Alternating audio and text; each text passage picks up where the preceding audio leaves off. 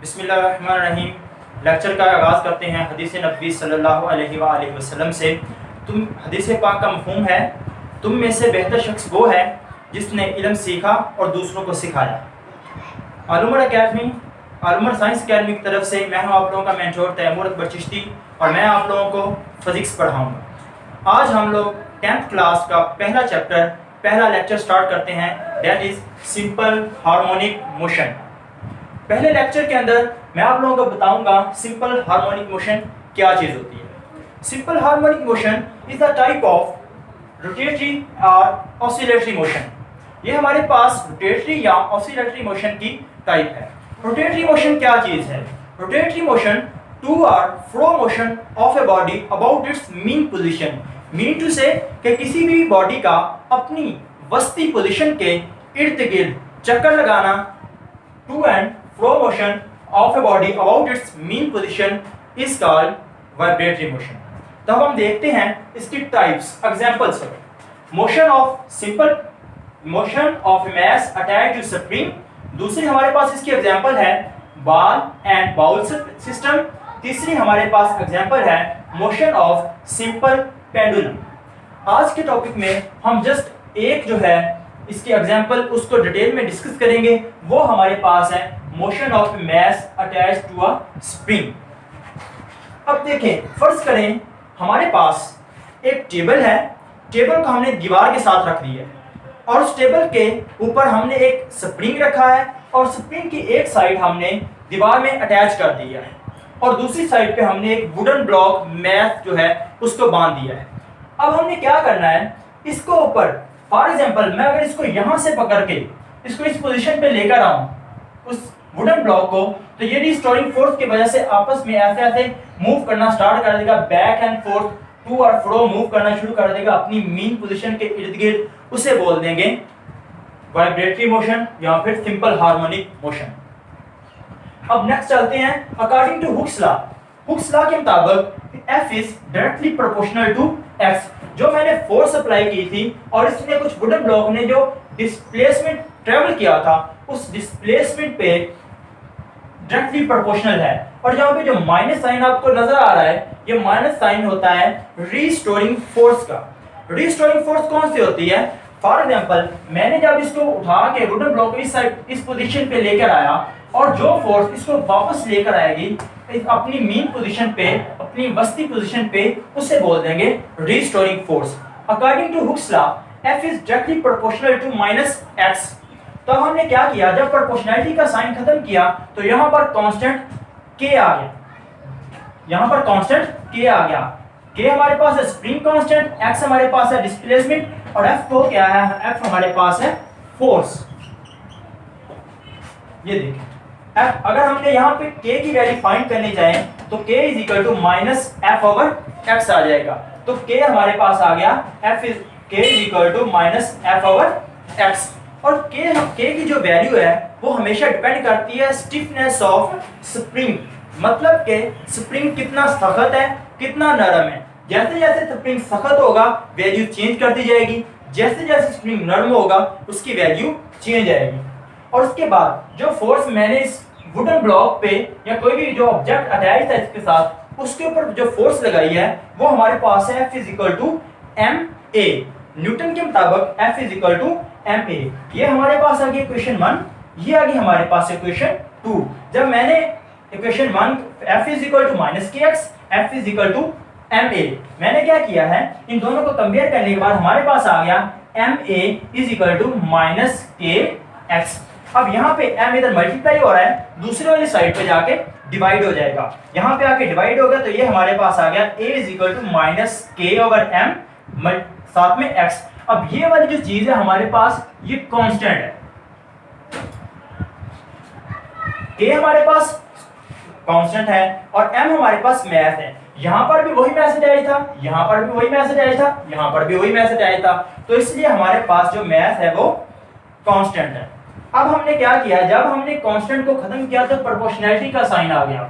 जब प्रोपोर्शनैलिटी का साइन आ गया तो हम कह सकते हैं एक्सेलरेशन, ये हमारे पास आ गया एक्सेलरेशन।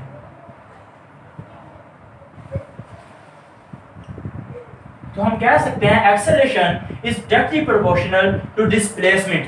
जैसे जैसे हम एक्सेलरेशन बढ़ाते जाएंगे डिस्प्लेसमेंट बढ़ता जाएगा। जब हमने इसको फोर्स लगाई, फोर्स लगाने से एक्सेलरेशन प्रोड्यूस हुआ, एक्सेलरेशन बढ़ता गया, जो हमारा डिस्प्लेसमेंट था वो भी बढ़ता गया।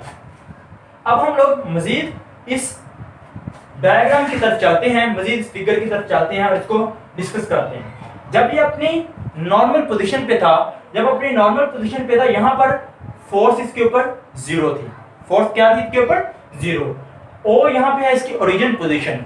जब मैंने क्या किया है, इसके ऊपर फोर्स लगाई अपने हाथ से। फोर्स लगाने के बाद जब इसको मैंने खींच के पोजीशन ए के ऊपर ले आया, जब पोजीशन ए के ऊपर आया तो इसने कुछ ना कुछ डिस्प्लेसमेंट तय किया, इसने कुछ ना कुछ डिस्प्लेसमेंट तय किया। और जब मैं इसको छोड़ूंगा तो यहाँ पर अपनी मीन पोजीशन पे रुक नहीं जाएगा, बल्कि ये इधर को मूव कर जाएगा। और जिस मैक्सिमम पोजीशन पे ये मूव करेगा, उस मैक्सिमम पोजीशन जो उसको हमने बी का नाम दे दिया।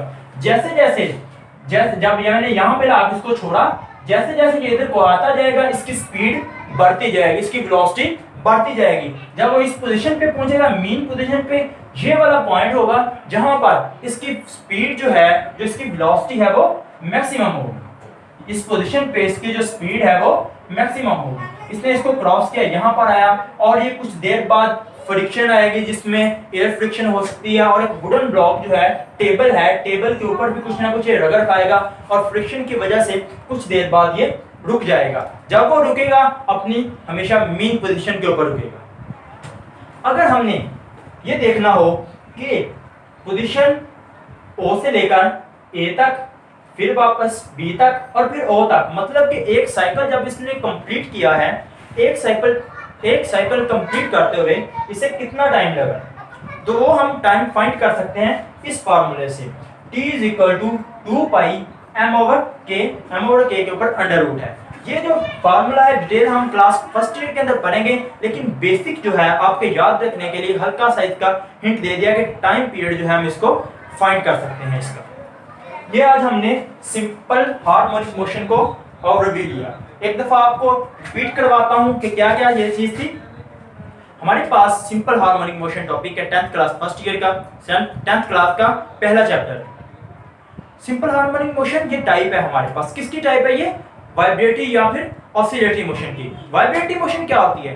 To and fro motion of a body about its mean position. किसी भी बॉडी के मीन पोजीशन के इर्द गिर्द जो टू एंड फ्रो मोशन होती है, उसे बोल देते हैं हम लोग वाइब्रेटरी या फिर ऑसिलेटरी मोशन। इसकी तीन टाइप्स हैं। कौन कौन सी? सबसे पहली टाइप है motion of a mass attached to a spring, दूसरी है बार एंड बॉल, तीसरी हमारे पास है सिंपल पेंडुलम। सिंपल पेंडुलम आपने देखा होगा, घरों में क्लॉक होता है, उसके नीचे पेंडुलम लटक रहा होता है। बाउल की जो एग्जांपल है, एक बाउल लें, उसके अंदर बॉल फेंक दें। अब देखना जब अपने ऐसे ऐसे वो बॉल के अंदर मूव करेगा और कुछ देर बाद जो है वो रुक जाएगा। जब वो रुकेगा अपनी मीन पोजीशन पे रुकेगा। इसके अंदर हमने देखा कि according to Hooke's law f = -kf, ये हमने इसकी फिगर ड्रा की, f = -kx। तो जब हमने कांस्टेंट को खत्म किया, प्रोपोर्शनल को खत्म किया, तो कांस्टेंट आ गया f = -kx।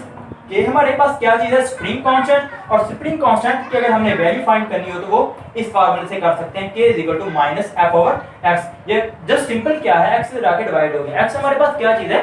डिस्प्लेसमेंट है। और f क्या हमारे पास है? फोर्स।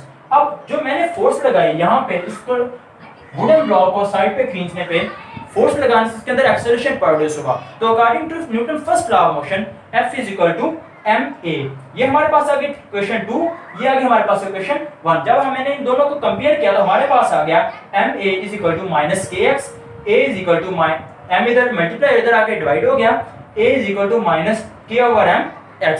तो हमारे पास आ गया, जब मैंने ये k/m यहाँ पे कांस्टेंट है, जब कांस्टेंट को खत्म किया तो प्रोपोर्शनैलिटी साइन आता होता है, मैंने प्रोपोर्शनैलिटी का साइन लगा दिया, a = -x। तो हमें पता चल सकता है acceleration is directly proportional to displacement. उसके बाद डायग्राम में देखा, यहाँ पर इसकी ओरिजिन पे था, फोर्स लगाई, इस पोजीशन पे चला गया।